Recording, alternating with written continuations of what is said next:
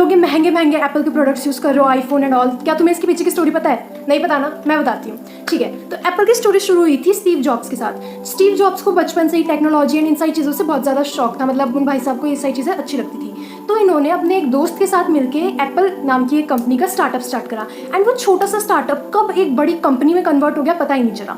And सिर्फ 10 सालों के अंदर अंदर जो एप्पल है वो बिलियंस में कमाने लग गया था। एंड अब एप्पल के सिर्फ 2 लोग नहीं बल्कि हज़ारों लाखों एम्प्लॉयज़ एप्पल के लिए काम कर रहे थे।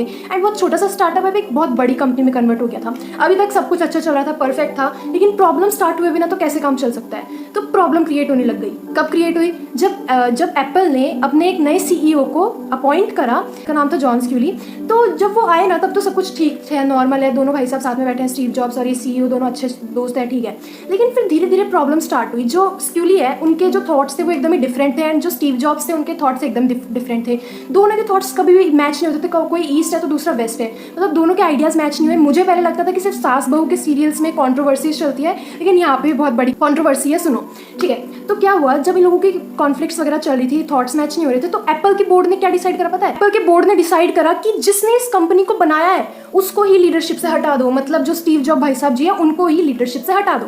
ठीक है, अब लीडरशिप से हट गए भाई साहब। अब इन्होंने सोचा कि मैं अगर लीडर ही नहीं रहा तो मैं इस कंपनी में रह के क्या करूँ, तो ये निकल गए, मतलब ये चले गए जॉब, मतलब एप्पल की कंपनी को छोड़ दिया इन्होंने। मतलब जिन्होंने इस कंपनी को बनाया वो ही इस कंपनी को छोड़ के जा रहे हैं, समझ रहे हो?